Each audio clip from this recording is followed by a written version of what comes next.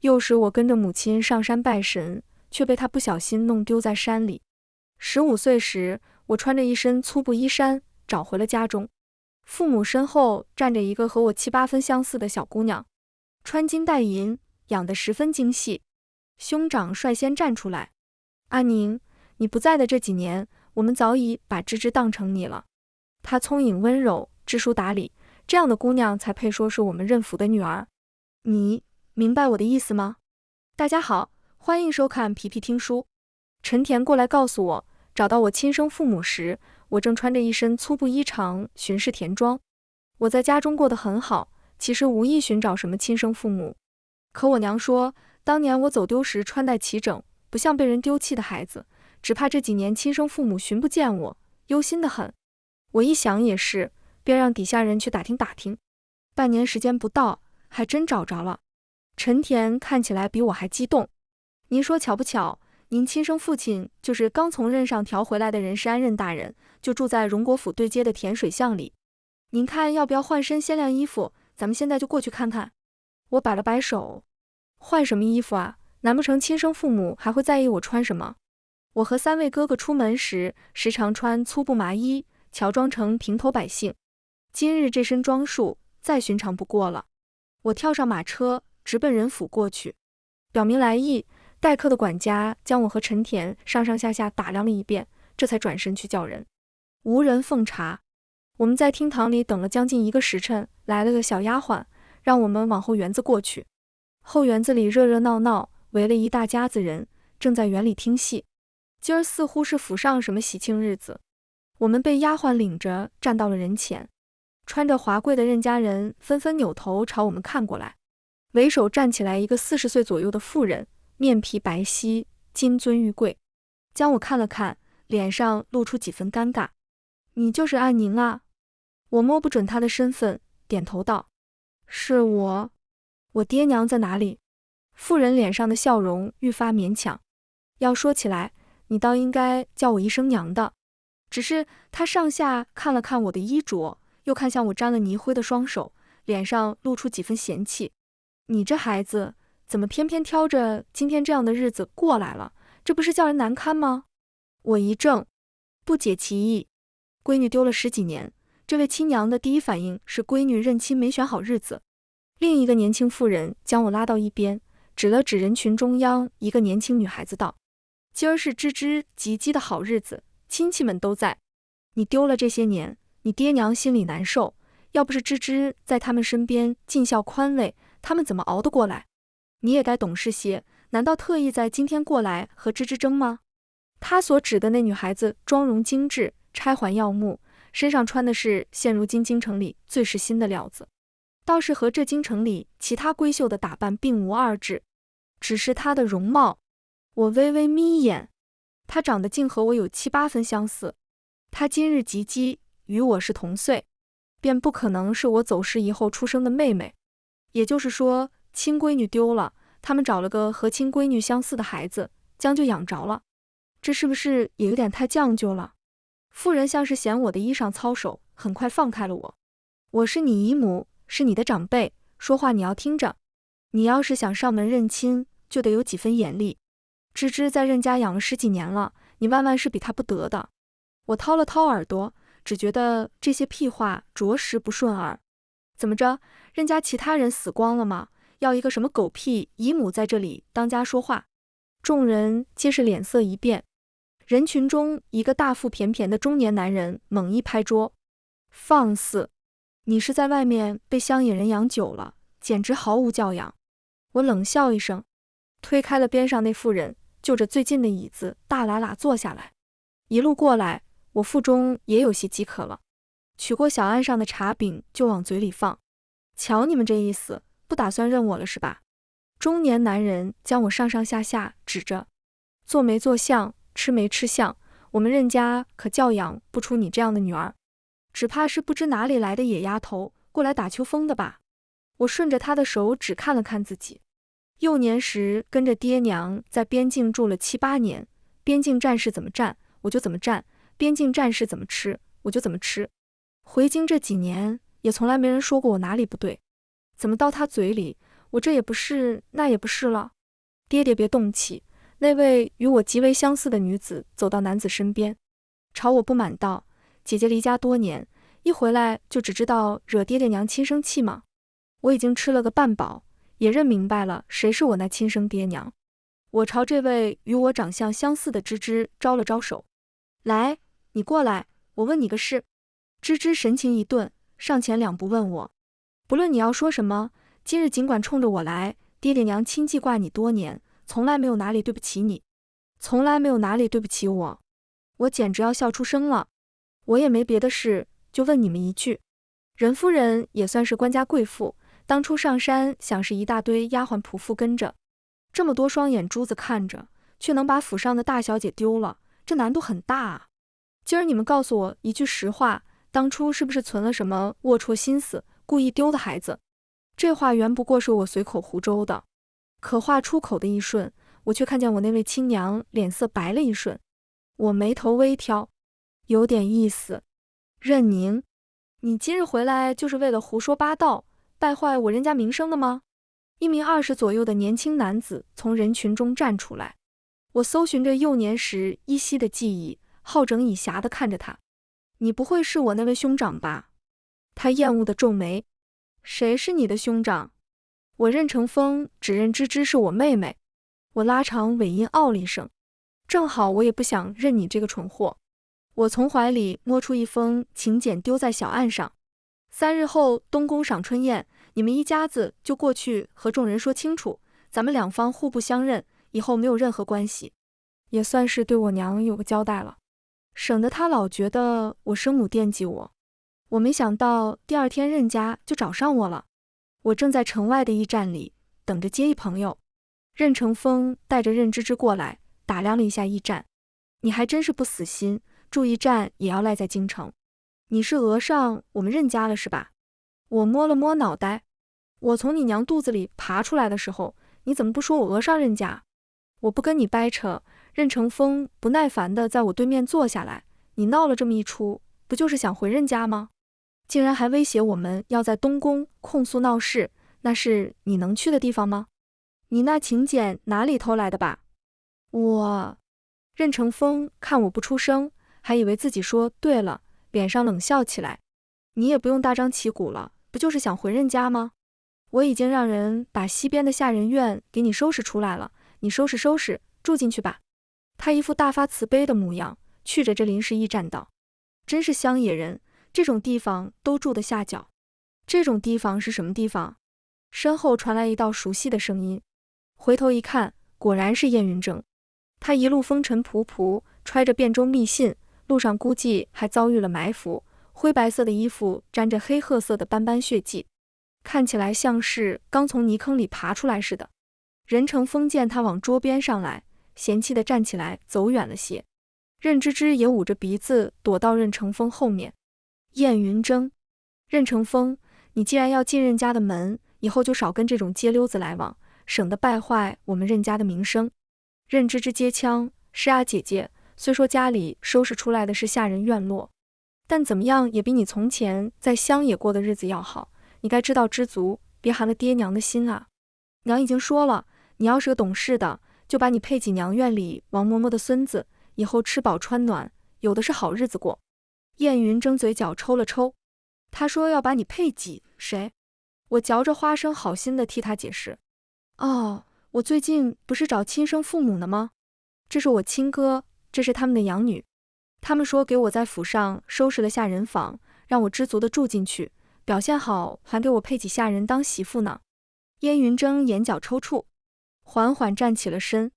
我这把剑一路上没怎么出鞘呢，也该见见光了。燕云峥把他们下半截衣服削了，两人捂着屁股蛋子鬼哭狼嚎地跑了。接下来几日倒是风平浪静，很快到了东宫赏春宴。任家进殿时，我身侧的十公主咦了一声，那是哪家的？从未见过。任世安只是个五品官，在京城这样的地方，五品官如同芝麻小官。往年东宫春宴，任家从来不曾受邀，十公主自然不认得他们。任成风和任芝芝跟在父母身后进殿，这二人今日装扮得十分华贵，在一众贵公子小姐中也觉打眼。十公主轻笑一声，打扮得如此花枝招展，不知道的还以为他们是来选秀的。我也跟着笑，他们当然是来选秀的。今日京城中未嫁娶的公子小姐们都聚集于此，任家能有这样的机会接触权贵，自然全家都要卯足了劲。任成风一进店，眼睛便滴溜溜地乱转，最后定在我身侧的三哥身上。他双眼放光，转头跟任世安说了句什么，便快步朝我们这边走来。任芝芝也满脸羞赧地跟在后面。我三哥刚从演武场回来，早膳也没吃饱，正稀里呼噜嗦馄饨。任成风满脸堆笑道：“参见景明郡王。”任芝芝也跟着在身后柔身行礼。三哥回头瞥了他们一眼：“你谁啊？”任成风道：“草民是吏部稽勋司郎中任世安义子，任成风。这是舍妹任芝芝，今年刚刚及笄。”任成风说着，眼睛就往我和十公主身上转过来，脸上笑意更甚。草民眼拙，二位想是公主殿下，还请受草民大礼。十公主看不惯他一脸谄媚相，嫌弃的别过了头。我倒是觉得有趣，双手抱胸往身后一靠。怎么，你不认得我吗？任成风闻言抬头看我，眼睛眯了眯，倒是有几分眼熟。他身后的任芝芝已经轻叫出声：“阿宁，是你。”我笑嘻嘻的点头：“是我啊，你们还没谢谢我，给了你们东宫春宴的请柬呢。”任成风已经脸色大变，脸上的谄媚一色荡然无存。他背对我三哥，满脸阴狠地将我拉到了一边。三哥要阻止，被我一个眼神拦下了。我倒想看看他们又要放什么屁。他将我一路拉到无人处，冷声呵斥：“任宁，我不管你是怎么混进来的，但东宫不是你这种人能进来胡闹的地方，赶紧给我滚出去！”任芝芝也跟在身后，声音听起来尤为焦急：“姐姐，你就算想进任家的门，也不能到东宫来胡闹啊！还有你这身衣服究竟是哪里偷来的？若是让人知道，咱们任家的脸往哪里搁？”我想过他们不聪明，没想到这么蠢。东宫这种地方也是靠混能混进来的。我三哥还是偷摸跟过来了，身边还带着我二哥。听见他们的话，两人脸色极差的快步过来。任芝芝瞧见他们，忙后退半步，声音怯弱：“二位殿下，这姐姐和我们任家没有半点关系，也不知为何，她一心就想攀附上我们任家，竟追到东宫来了。不过念及她生长于乡野一中，难免没有教养，还请二位殿下宽恕她吧，她也可怜得紧。”他说罢，怜悯地看向我。任成风在一旁叹气：“芝芝，你就是太过善良。可你要知道，有些人不是你善良，他就会放过你的。”两人一唱一和，真把这里当戏台子了。二哥和三哥的脸色却越来越难看。你们说谁没有教养？谁是乡野长大的？哥，我拍了拍二哥的肩膀，别跟他们在这里啰嗦，今儿让他们过来，就是和父王母妃把话说清楚的。任成风扭过头，惊愕地看着我：“你唤皇孙什么？”二哥从鼻腔里哼出一声：“他是圣上亲封的荣家郡主，太子和太子妃一女，你说他该叫我们什么？”两人显然是反应不过来了，瞪圆了眼睛看看我，又看看我两位兄长，根本不敢相信。燕云峥的声音在身后响起：“都凑这儿干嘛呢？”过来一看见是任成风兄妹，他呦了一声：“您二位也在这儿呢，上回不好意思了，剑在我手上划了鞘，把二位衣服削没了，不怪罪吧？”任成风下意识捂住了屁股：“你是那天的？”街溜子三个字在他嘴里滚了又滚，到底没敢说出口。我好心替他解答：“他是荣国公府的小公爷，燕云峥。”任成风吞了吞口水，一时间不知该进还是该退。还是任芝芝见过些世面，这时候绕过他兄长，手指绕发，红着脸看向燕云峥。原来是小公爷，芝芝这厢见礼了。那日不知小公爷身份，有所冒犯，难怪小公爷跟我们开那样的玩笑。玩笑？燕云峥冷哼了一声：“我从来不开玩笑。你们若是还敢对阿宁口出狂言，下回那刀就不只是落在衣服上那么简单了。”任芝芝脸色一白。母妃身旁的大宫女这时候走到近前：“郡主，二位殿下，人家的人已经请过去了。太子妃说，今日就把话说清楚了，省得人家人日后赖上郡主。正殿热热闹闹，倒是显得偏殿一片沉寂。刚一进门，便看见任家人一改当日脸色，笑意盈盈朝我迎了过来。阿宁来了，好孩子，快让爹娘看看，这么多年你不在身边，你爹忧心的头发都白了一半。如今好了，你总算回到爹娘身边了，爹娘就是闭了眼，这心也终于放下了。我冷着脸抽出被任夫人握住的手，不必装模作样，今日请你们过来，就是让我母妃放心。你们已经另寻了一个女儿，我也有自己的家人，从此我们两边互不相干，各自为生。母妃看向和我容貌相似的任芝芝，眼神意味深长。当日是太子亲信陈田跟着阿宁一同去的任家，你们什么态度？陈田已经一五一十告诉本宫了。任世安急切地道。误会，这都是误会。当日芝芝急急，府上实在忙得不可开交，这才慢待了。事后微臣立刻就让程峰去找阿宁，让他搬回府上住了。我倚在母妃肩上，闲闲地道：是啊，他们说会把府上的下人房打扫出来，让我别不识抬举呢。母妃眼神一凛，冷冷看向任世安。任世安膝盖一软，跪倒在地，连带着身后的任夫人和任承风兄妹也通通跪下。是承风传话有误，微臣已经让人收拾出芝芝的院落，日后阿宁就住在芝芝的院子里。任芝芝脸色苍白，袖子下的拳头紧了紧，随后抬头大度地看向我。只要姐姐肯回府，芝芝不在乎住哪儿，只要一家和乐，比什么都重要。行了，大哥声音冷淡地开了口。阿宁是在宫里住惯了的，去你们那小门小户，他不习惯，也没必要去跟一个不相干的人抢神妖院子。二哥笑了起来。大哥此言差矣，他们小门小户，说不定家教比咱们的东宫还好呢。方才我还听他们说阿宁是被乡野人养大的，没有家教。母妃脸色骤变，手里的茶杯猛地砸在桌上。好大的口气！宫里的教养不好，偏你们任家的教养好？你们任家是要犯上造反吗？母妃本想给任家人留点面子，再怎么说他们也是我的生父生母，可那日母妃脸色很不好看，直接将他们从宫里轰出去了。当晚母妃是和我一起睡的，睡着她开始哭，抱着我直说我命苦。我的阿宁这么乖这么好，他们怎么忍心做出这种事？我眨巴着眼睛，命苦吗？我怎么觉得我的命好着呢？我没想到任芝芝还敢来找我。姐姐，这是娘亲手做的点心，你尝尝。我靠在石桌上，百无聊赖地看向她。你到底干嘛来了？任芝芝微微叹了口气，语重心长道：姐姐，我知道你怪我，这么多年你不在爹娘身边，他们的心思全然被我占据了。这世上想必没有人不渴望父母的关心和爱，我知道姐姐也不例外。其实妹妹倒是有个法子，我已经闲得开始耍枪了。她磨磨唧唧半天，好像终于要扯出正题了。其实爹娘对我感情更深，也是因为我常年陪伴在侧的缘故。若是姐姐能回府陪伴在侧，不消1年半载，爹娘也会如疼爱我一般疼爱姐姐的。至于东宫这边，姐姐若是不放心太子和太子妃，妹妹也可以进宫替姐姐尽孝。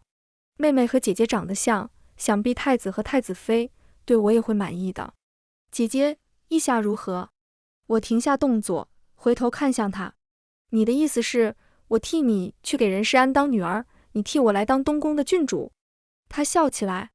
妹妹自然不敢肖想郡主身份，只是想替姐姐向太子和太子妃尽孝，也是希望姐姐早日和爹娘消除隔阂。我盯了她一会，点了点她的脑袋，语气肯定。你这里有问题。任家人是有几分魄力的。我父王回京那一日，任世安踩着点上门拜见，听说还带了任芝芝。我好奇地溜到崇文堂外，正听见父王带着笑意向任世安道：你这女儿倒是和我们家阿宁有几分相像。父王刚回京，对任家的事不甚知晓，只在外地时收到消息，得知任世安是我的生父。任世安笑起来：是啊，她们姐妹俩是有缘分的。父王看了一眼任芝芝，摇着头笑道：也不全然相像，你这女儿看着就是知书达理，哪里像我们家阿宁那个小皮猴，从小就是个上蹿下跳的主，委实让姑和她母妃头疼啊。哎，阿宁小时候在任府也是这副样子。父王好奇地看向任世安，任世安尬笑了2声，一时有些不知如何回话。父王一脸了然，看来是到我手上才变成这样的。这话听着像是在贬我，实则父王满脸骄傲。毕竟他一向挂在嘴边的一句话便是，咱们东宫不养娇花，男孩女孩都得把刀枪剑戟耍得溜溜的，偷懒耍滑就蹲墙角去饿着。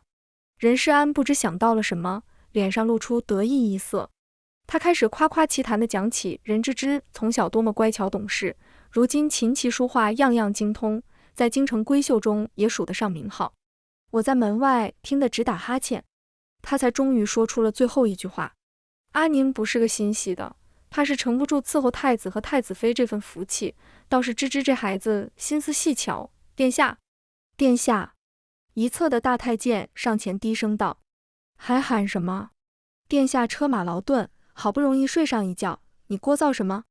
来人呐，请任大人和任姑娘出去吧。”说罢也不等任世安出声，直接让小太监把人架了出去。父王竟然睡着了，我打了个哈欠，猫手猫脚也准备离开，殿内却传出一声：“哪个小皮猴又在门口偷听墙角啊？”我脊背一僵：“你不是睡着了吗？”父王笑起来：“装的。”我不爱听他咧咧，这任世安啊，探花郎出身，偏偏总爱动些歪门邪道的脑子，可惜老天爷给他的一身才华了。父王摇着头，闲闲地喝了口茶，等过个1年半载，还是给他找点麻烦，让他滚回简州去吧，省得坏了这京中的风气。说着他看向我：“你也不许和任家人来往，没得把你也带坏了。”我虽不会主动去招惹任家人，但近日来任家在京城倒是张扬得很。得知我是太子养女后，任家似乎觉得自己的身价应当和我齐平。任承风整日在酒楼里高谈阔论，喝醉了酒到处说自己是郡主的兄长，说起来和几位皇孙也算是兄弟。任芝芝也时常出现在各府春宴上，与公子哥们对诗饮酒，以郡主妹妹自称。父王和母妃看在我的面上，是给他们留了脸面的。当时在东宫的冲突并没有传扬开去，他们倒是顺杆子往上爬，得寸进尺了。我正想着干脆让人去京城各府递个话，撇清我和任家的关系，身侧的丫鬟笑道：“郡主，燕小公爷来了。”咦，他身边的女子是？我抬头望去，却见任芝芝一身鹅黄色绸衫，日头底下明艳动人，正含羞带怯地和燕云峥说着什么。我低头往自己身上看看，亦是一身鹅黄色绸衫。我坐在假山上的亭子里，距离他们不远，说话声也听得一清二楚。任芝芝看见燕云峥手腕上缠着腹部，惊呼了一声：“小公爷，这是何处受的伤？这腹部的缠法想是不舒服，不如坐下来，我重新替你缠过。”燕云峥脚步不停，眼神怪异地瞥了他一眼，没有理会。任芝芝加快脚步，才勉强跟上他。小公爷如今年轻力健，自然不在意这些小伤，可若处理不好，日后留下病根就麻烦了。我知道小公爷对我不喜，不如就让我的婢女动手，我不会碰到小公爷的。燕云峥骤然停了脚步，任芝芝停步不及，直直地往他身上撞了过去。燕云峥侧身一闪，眼睁睁看他扑倒在地，脸色已经阴沉下来。我记得我警告过你，不许靠近阿宁。现在我再加一句，你也不许靠近我，我发起火来，不管男人女人，都照样打。说罢头也不回，转身就走。我心情不错，抬手喊他：“燕云峥，这儿呢。”他应声回头，见我站在假山上，脸上笑得花似的跑了上来，一到跟前就可怜巴巴的将胳膊送到我跟前：“受伤了，疼死我了。”这小子还有2副面孔呢。回宫的时候，却看见任夫人守在宫门口。我让燕云峥先走，自己请了这位任夫人上酒楼。任夫人，坐吧。我随口请了一句，自己先一屁股坐下来，喝了口茶。任夫人无奈地笑了一声，到底是郡主了，身份不一样了，连生母也不认了。再怎么样，你好歹该称呼我一句母亲。我也冲着他笑，我也想叫，只怕你担不起。若是折了寿就不好了。他脸色一变，你这话什么意思？没什么意思，我淡淡道，有话就说，回去晚了我母妃会担心。听我提到母妃，他脸上的冷意收敛了一些，在我对面坐下来。为娘知道，你如今进了东宫，看不上爹娘了。可是咱们一家人，那是打断骨头连着筋，这份血缘关系不是说断就可以断的。你父兄和你妹妹，你都理应帮着点，我们才是你的亲人。我嚼着花生米，等他说完这番长篇大论后，才懒懒道：若我今日只是被农户养大的乡下丫头，任夫人还会敢来说这番话吗？任夫人一噎，勉强吐出2个字：当然。既如此，这些年为何不寻我，反而养着一个不相干的人，甚至让他顶了我的位置？我看向他，任夫人的脸色缓和了许多，伸手握住我的手，眼神都变得慈爱了。说到底，你还是觉得我们更疼芝芝，不够疼你。你这孩子，她不过是任家的养女，哪里比得过你去？自然你在爹娘心里更重些。其实只要你跟我们是一心的，你在东宫也就在东宫吧，正好在太子和太子妃跟前多提携你爹和你兄长。我笑眯眯地打断他的话，既然如此，那把任芝芝赶出去吧，反正我才是你们的亲生女儿，我愿意离开东宫，回到你们身边孝敬你们，你说好不好？任夫人一怔，张着嘴，一时间说不出话。我冷笑一声，装都装不像。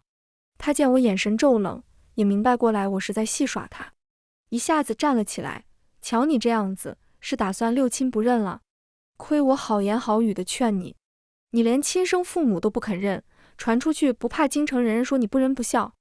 我挑眉，你这是在威胁我？任夫人冷笑起来，我朝最重孝名，你这不孝一名，若是传到圣上耳朵里，恐怕连太子殿下都要受训斥。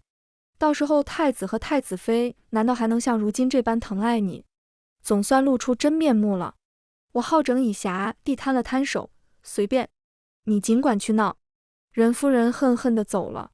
我的丫鬟急道：郡主，好事不出门，坏事传千里，这种事要真被人家刻意传出去，您10张嘴也说不清。说不清吗？我没打算说清。这件事最好传得满城风雨，众人皆知。我摸了摸腰间的双羽佩，娘，孩儿要为您报仇了，您在地底下看好了。3天前，陈田将一名60岁老妪带进了东宫，我才知，如今的任夫人并不是我真正的生母。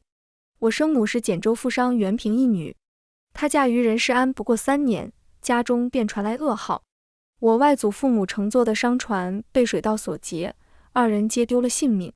就在得知噩耗的当天，他发现了任世安和如今这位任夫人的私情。这位任夫人也姓袁，是我娘的堂妹，叫袁珍儿。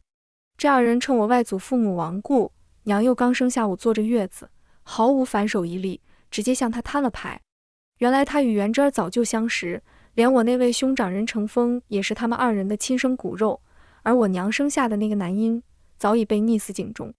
一朝狸猫换太子，我娘掏心掏肺的养了任承风3年，又为任世安生下了我，却最终死在那个无人在意的冬夜。任世安在袁珍儿父母的辅助下，得到了我外祖家所有家财，买了官位，升迁到京城。袁珍儿与我娘容貌相似，就此顶着我娘的名头，成了任世安的正头夫人。迁入京城的路上，任世安是想将我丢弃，让任芝芝顶替的。可路上偶遇一个和尚，说我身带天命，若是丢弃，恐有灾殃。任世安正值升官拔擢一季，宁可信其有，不可信其无，也就歇了这心思。可当初身家呈报时，已经上报了只有1女，若此时直接将任芝芝接入府，恐被有心人抓住把柄，惹来不必要的麻烦。任世安觉得无所谓，女儿罢了，养在哪里有什么区别？可袁珍儿无法忍受亲生女儿被养在府外。我3岁那年，他便瞒着任世安，故意将我丢弃在了深山一中，随即以养女的名义将任芝芝接入了府。自此，他们一家4口算是团圆了。只是2年后，任世安再次遭到贬斥，又滚回了简州。再后来，便是几个月前，他再次升迁，而我这个失踪多年的女儿找上人家的门。小姐，说完这一切的招嬷嬷老泪纵横。小姐是被那对奸夫淫妇迫害死的，她死的时候连眼睛都闭不上，连尸骨都不知被丢弃何处啊！我心下一片冰冷，回握住她的手，我开口道：弑母一仇，夺家一恨，我自然是要讨回来的。元贞儿并没有如她放的狠话一般，四处宣扬我的不孝。我背后是父王和母妃，他们自然不敢将我逼得太紧。可关于我不认父母、不孝不悌的名声，还是在京城传扬开来。在黄爷爷责问我父王时，我带着招嬷嬷，捧着一纸诉状，哭着跪在了乾清宫门口。那桩被掩埋在15年前飞雪中的冤案，彻底浮出水面。父王气得跟在我身后，朝黄爷爷跪下：杀妻、杀子、侵吞财产、买卖官职。父皇，此事一定要查个水落石出，绝不能让这等衣冠禽兽继续在朝中为官。更要还我阿宁和袁氏一个公道。此案过去已久，没有物证，也难寻人证。可案子捅到了御前，又涉及太子一女荣家郡主，简州官员万分配合，终于在年前彻底落案。大雪纷扬，厚如鹅毛。任家被抄没家产，任世安和元贞儿关在囚车里，摇摇晃晃招摇过市。当初我不孝一名传得有多广，如今他们禽兽一行便传得有多广。任世安在一众唾骂声中抬头看见了沿街茶楼上的我，他痛哭着朝我伸手：为父错了，为父真的错了，我毕竟是你的亲生父亲啊！阿宁，救救为父吧！我盯着他，手中紧紧握住娘亲留下的双鱼佩。双鱼相衔，夫妻同心。招嬷嬷说，这是娘亲出嫁1日，外祖父亲手系在她腰间的。那日古月喧天，红妆10里，娘亲凤冠霞帔，满目向往的走入她的了必死一境。任家家产被尽数抄没，连宅院也被抄收。陈田来告诉我，任承风寻不到活路，竟100两银子将任芝芝卖了。本是兄妹俩说好，套了银子就一起跑路，但任承风不厚道，将任芝芝推入火坑，一个人卷钱跑了。人呢？我问。任芝芝吗？买他的人是城东的商户，60多的年纪，光知道的就养了5、6房外室，他过去了，想必日子也不好过。不是他，任承风呢？这小子滑得很，手底下的人跟丢了，估计如今已经出京城了。没呢，人在这儿。燕云铮提着一个满身补丁的男人进来了，直接将人扔在了地上。任承风如今倒是知道低调了，揣着100两银子，却只敢穿乞丐服。郡主饶命，郡主饶命啊！我现在就滚出京城，永远不敢再回来。他跪伏在地上，一个劲的祈求，哪里还有半点当初心高气傲的模样？闭嘴！我冷声喝道。他立刻噤声，浑身还是止不住的发颤。你够狠的啊，把自己的亲妹妹卖给老头当外室。他浑身一颤，怯怯地看了我一眼。草民，草民这也是替郡主出气，郡主不是最厌恶之吗？燕云铮一脚踹了过去，自己做的烟杂事少往阿宁身上扯。我拦住燕云铮，俯身在任承风耳边道：出气？你在这儿，我的气可还没出完呢。你寄送了你妹妹去那种地儿，独留你一个人也不好。听闻城西有一处地方，最是好南风一人的好去处，你便去那里赎罪吧。任承风浑身发抖，伸手要来拉我。不，不，郡主饶命，那不是人去的地方啊！不等他喊完，侍卫们已经将他拖出去。年后开春，燕云铮帮我找到了娘亲的尸骨所在。我准备去一趟简州，好好安葬娘亲。下葬的日子是专门请大师算的好日子。春风和煦，天气很好。燕云铮先我一步跪在我娘和外祖父母墓前。元娘子、祖父、祖母，今日在3位面前，小辈有一事相求。小辈想求娶阿宁，若阿宁愿嫁我为妻，今生今世绝不相负。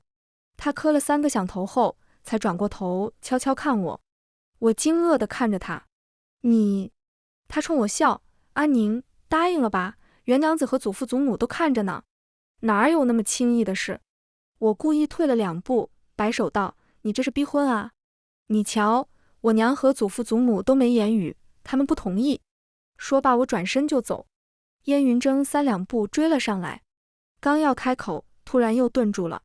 我也停了脚步，抬手间，一群蝴蝶绕着我指尖飞舞，很快将我和燕云铮围绕起来，久久不散。我愕然地回头看去，那3座墓前，春草摇曳，仿佛是我娘和祖父祖母在向我们微笑点头。全文完，皮皮听书，感谢您的观看，每天上新精彩小说，喜欢就订阅吧。